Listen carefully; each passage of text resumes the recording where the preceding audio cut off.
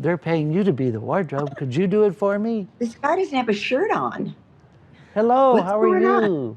Yes, I'm here. I'm Shirtless Eddie. I do TikTok videos with my shirt off. It's been going viral, so that's why I've been deciding to do it, and that's why Ethan saw me, or somebody saw me on TikTok, one of the crew members here. And how are you? Nice to meet you.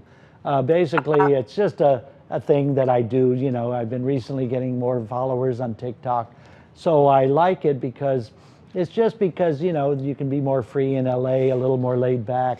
And also I lost weight. I lost 33 pounds in 3 weeks on the Feel Great system. And so I figured I want to show my before and after pictures. I really do. And so I lost weight. I was 269 pounds when I started 3.5 weeks ago. Now I'm 237 pounds. And my goal is to go to 200 or 198. But also I'm curbing my diabetes, my cholesterol, my blood sugar went down, my high blood pressure. I have more energy, more stamina, more confidence, and it's all because of one drink you drink in the morning, and then 10 minutes before you eat a meal, you drink another little drink, and you can eat 2 meals a day. But I did fast. It's like Yom Kippur. I fasted every day now. I'm making up for the times I didn't fast in Yom Kippur, because you just fast at night, 8 hours at night, and then 4 hours in the morning. You just don't eat a breakfast. But at 1 p.m. or 5 p.m. you can eat your breakfast if you want. And you can eat, it's food freedom. And so, you know, it's a little drink called the Feel Great system. I met somebody on TikTok, I saw their videos, and he used to run or be the CEO of like Herbalife or some company. But Unicity, they're called Unicities. I thought they were Unicity, but they're called Unicity. Balance and Unicity, Unamate. And it's the yerba mate plant from South America. It's all natural, there's no sugar in it. It's 360 times more chlorogenic acid that's found in coffee. And I don't drink coffee. And I used to drink hot tea or cold tea. I don't drink coffee. So that's why the chlorogenic acid is burning my fat. It gives you stamina, it's willpower in a packet, and it's only $5 a day. And now everybody on TikTok is selling it. But I didn't become a distributor. I'm just a raving fan and actor and singer. And so I lost weight on it, and I can fit into some clothes that are for the wardrobe department because they're all low budget right now. And they don't really have sizes over like a 42 or 44 waist. And now I can fit into shirts extra large, and before I was a 2XL, just 3 weeks ago, 4 weeks ago. So it really works. And it just burns off your fat while you eat foods, and you still lose weight. So I really enjoy it. And I only sold one kit to somebody. It's only like $5 a day.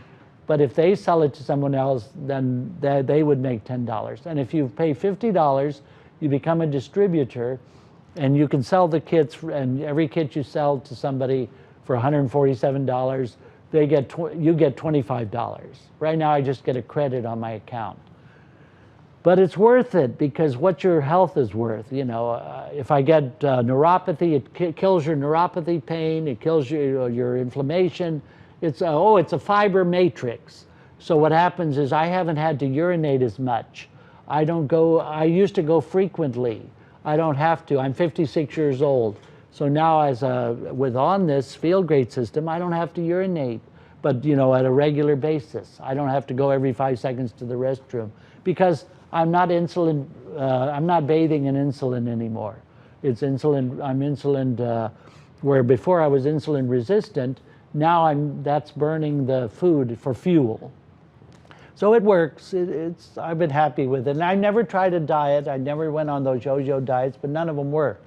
And so I might have tried the Zone Perfect diet years ago. And that was food that you'd order, and they'd leave it on your front doorstep.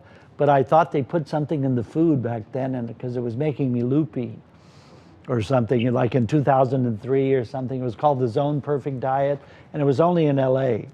And it was like, you know, before they had like the meal kits or meal plans, like, you know, now they have the Martha Stewart's and the, you know, the food meal kits now that you can either cook or have them like TV dinners that you throw in the microwave, or the air hydrators or whatever they're called.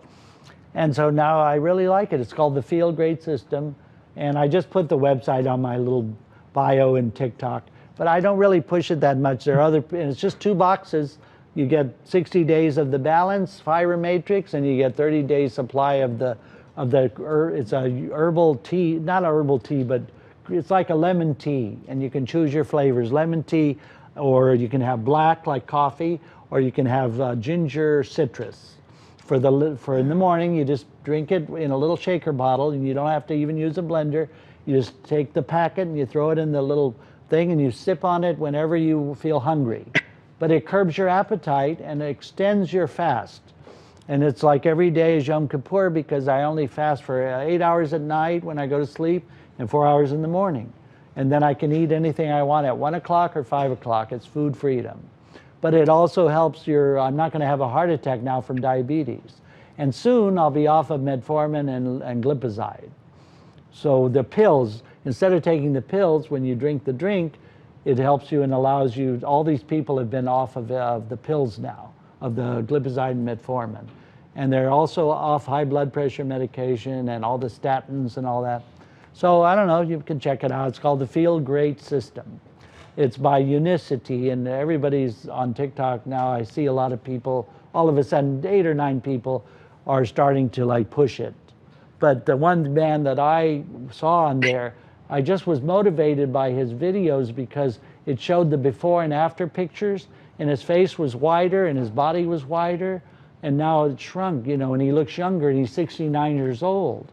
And he can actually go and bench press, and he can go to the gym if he wants. He had neuropathy pain so bad that he couldn't walk hardly. Now he's doing exercises at the gym. And I too didn't go to the gym for the last 10 years because my aerobics teacher quit going there, and she went to Marina Del Rey. And it was too far for me from the valley to schlep all the way to Marina Del Rey. But now, and I used to take aerobics 3 times a week. And I also took with Richard Simmons, Richard Slimmons, or whatever it was called. And he was a weird one. And I love him to death.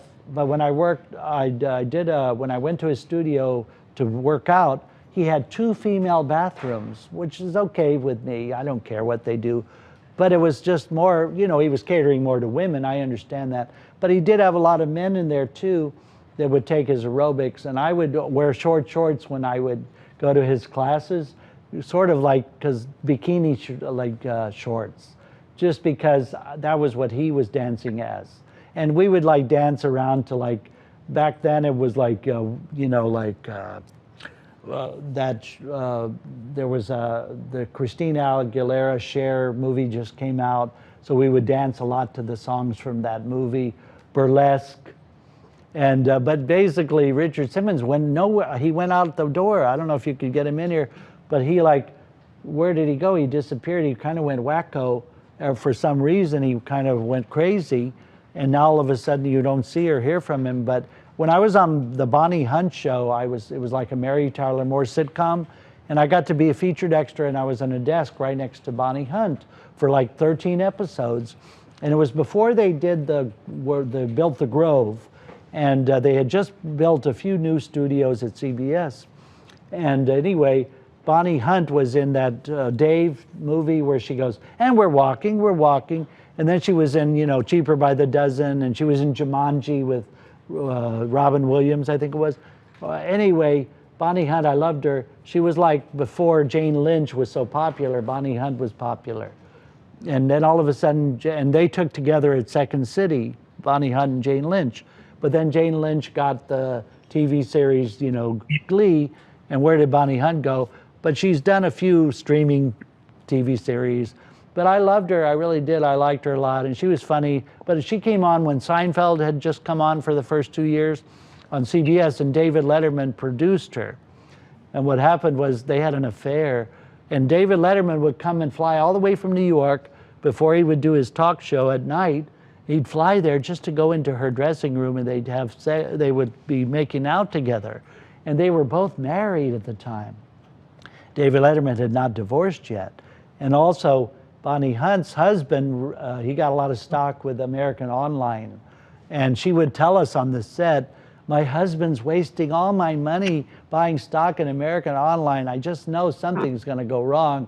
We're going to lose it all. And, you know, then later, 2-3 years later, American Online kind of tanked. They thought they were going to be the next. Time Warner had bought them, or they kind of merged, you know, with Time Warner, and they thought they were going to be a big. And what happened to America Online? But I was with them for many years. Are you? And so it was fun, you know, to work on that sitcom. And I did a lot of sitcoms. I was there when Leo DiCaprio was a little kid on Growing Pains, and I got to stand right next to, you know, Kirk Cameron in between takes and before we would go onto the set. And Kirk was so jealous of Leo DiCaprio. It was seethingly upset that Leo was taking his thunder. And then Kirk fired his then on-screen girlfriend because she was a Playboy centerfold, and Kirk was too, you know, prim and proper. And he was just getting into the Pritikin diet. And I used to take gifts that I would bring the scripts from the trailers of some of the Growing Pains kids, and I would actually, they'd ask me to go get the script for them, and we would practice lines in between takes. That was a lot of fun. Or working on Growing Pains, you know, that was fun. And yeah, those were the good old days. But, you know, recently I've done a lot of TV shows and movies. It's just that they only do 8 episodes of these streaming shows, so you don't get a chance to, like, really, you know, get to work on it long enough. You might only work 1 or 2 episodes, when before they would do like 39 episodes, you know. But I did do Grey's Anatomy a lot. I worked on that show a lot recently, and through the years, I got to do their 200th episode with Patrick Dempsey. And I did work on some movies with Patrick Dempsey as well. And that was fun, you know, to work with him and some of the old 80s and 90s stars. And well, Pierce Brosnan put his arm around me on a couch in The Lawnmower Man. You know, he did that in between the time he was 007. And that was fun. He goes, "What's up?" And he had his arm around me for quite a long time when we did The Lawnmower Man 2 or something like that. And sometimes, oh, my favorite one to work on was, now it's bringing back memories, was I did the Centipede, Human Centipede 3, and I had to be a human centipede on the floor, stuck head to groin with nails in a centipede line. And the raunchy director's language that she used, it was so raunchy and so dirty. You talk F words and you talk, but this was like porno talk, the way she was talking. And it was so raunchy that Eric Roberts off screen was laughing about how raunchy it was. I mean, he was just laughing his head off because he produced, I think, Centipede 3, but we had to be human centipedes, and that was fun to be like head to butt, head to butt. And they go, get in there, put your head next to that butt, get in there, and then and don't move, and put your head like closer to the butt crack. And they would talk so raunchy. The dirty and director was like getting into all, because that movie, Human Centipede, the dialogue in the script, if you watch that movie, is very raunchy, dirty talk. And I think but she really got into it, the female director, you know, from that movie. And sometimes the directors, they get into that. You know, I played a bouncer one time on a C. Thomas Howell movie, and it was that particular director kept calling me a couple of times back because he liked, and don't look like a bouncer, but I got to like tell people, stand back, don't be around this velvet rope. Nobody gets around this velvet rope, or whatever it was. And I had to have dialogue. You know, they just threw you dialogue, or if you're in a bar scene, they might throw you some dialogue. But I have found that when you're an extra, if you're in the right time at the right place, you get more lines than you do when you audition, really. It's just because of the fact that they throw in extra stuff that they're gonna need, or somebody didn't show up, or you're just like the right type at the right time, you know. I have another friend who, on Facebook, constantly puts an arrow towards everything he's ever been in, and he'll like put an arrow, and he puts like every single little thing he's ever been in, he'll like post it on Facebook. And you could get in trouble for doing that because you're not supposed to share it on social media, some of the things you're in right away, because then people could see it before it happens. Because Rosie O'Donnell got in trouble one time on her talk show, or she didn't get in trouble, but they got very upset with her when she revealed, she spoiled, no spoiler alert for Fight Club, the movie I was in with Meatloaf, and we were shirtless in a Fight Club scene, and she told the audience before the movie came out, all the whole synopsis of the movie and how it ended, and the studio got upset, and I think Brad Pitt got very upset with her over that. But she kind of divulged that she didn't like that movie. And what's really weird is she's into she's into the fighters, you know, the UFC. She'll watch the UFC fights all the time. So, but back then maybe she just wasn't into UFC at that time. But see, Fight Club was very violent in her opinion about the, you know, people getting all beat up and abused and bruised up because of the fact that they were bullied, you know, as part of the joke on the Fight Club, or the thing that they were told to do their assignment. So that was, and I used to watch the Rosie O'Donnell show, and of course, when she came to LA, I watched it, but I understand that she got into some squabble over the fact that she revealed the ending of a movie before it came out. But, you know, that's the way it is. She's a nice gal. She follows me on TikTok, Rosie O'Donnell, and you know, there's other people that I've helped. I used to push her merch line. She did a T-shirt line called Rosie Freakin' O'Donnell, and the merch line was made by sniffapickle.com/Rosie. So like I'm doing with the shirtless videos, I used to do for Rosie O'Donnell. Countless people, I would go and say, hey, what do you think of Rosie O'Donnell? Could you say Rosie freaking O'Donnell on camera? Just say, hey, I'm mesmerized by your shirt. What does it say? Rosie freaking O'Donnell. And I would get like maybe 400, 500 people to say, hey, I like your shirt. What does it say? And they would read what said on my shirt. It said Rosie freaking O'Donnell. And a lot of them thought that she was Roseanne Barr. Or, you know, and I had to tell them, no, she's not Roseanne Barr, you know, type of thing. But I used to push her merch line a lot. And that's why she followed me, because a lot of the people that saw that I was pushing her merch line would like say, at Rosie, at Rosie, at Rosie, on my comments in my posts. Because countless people, I would push her merch line. And then when she did the L word, and she got to do a bowling scene, she didn't even have me come on as a bowler. But I did get speaking lines on a bowling movie with one of the guys from, the French guy from, you know, from the Entourage, one of the Entourage kids, guys. I was doing a bowling movie one time, and it was like an independent movie. It wasn't a bowling movie, but that was our scene. And the director happened to be from one of those old NBC dramas, like The Profiler or something like that from NBC, and she liked me. She was a blonde lady, and she just happened to like me. Sometimes the directors, they just get a feel for you when you first walk on to them, and they kind of like you. But she seemed to like me for some reason, and then she said, Eddie, you're going to have speaking lines today. I want you to say this and this and this.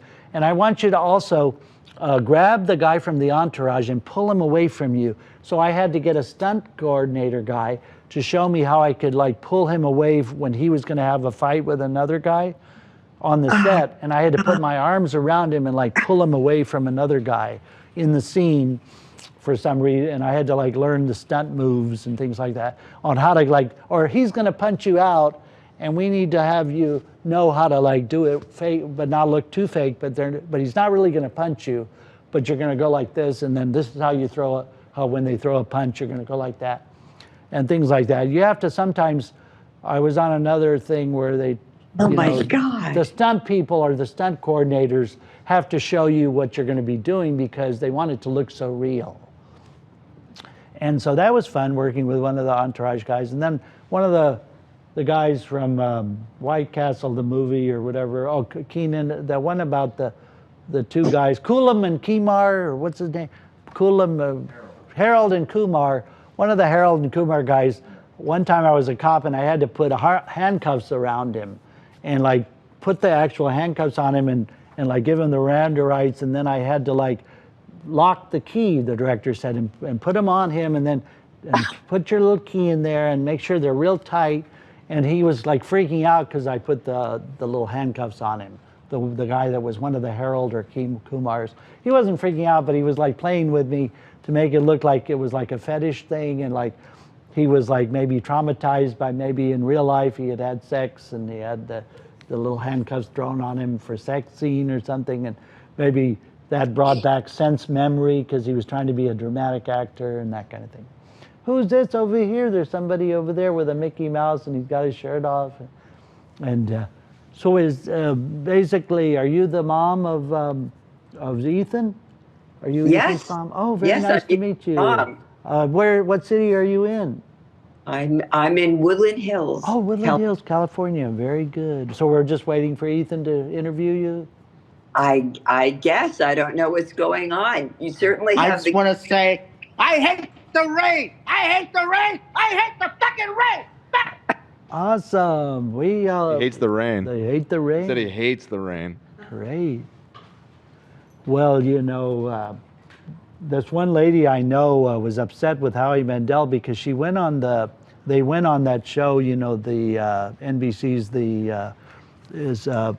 America's Got Talent, and I think what happened was they were the three grandmothers or something, and Howie X'd her, gave her the X thing, and even though she kind of thought she had made friends with him, and then she follows him, but he doesn't follow her back or something, so she was kind of like a little miffed, you know, with him. And then she went on The Price is Right, and she didn't get all the way to the three grandmothers went on The Price is Right, and they also lost. And so that was number 2 of, you know, them being traumatized. Hey, there's Ethan. He's in a car. What are you doing? Are you driving out and about? Ethan's in a car, it looks like. Or is that a previous video? He's in his car with his sunroof. Where are you? Where in the world is Ethan Klein today? Oh my gosh. Dan, what's going on? Not much. What's going on with you? I thought I was supposed to call in and talk about what's going on with Selena Gomez. Yeah, tell us about Selena.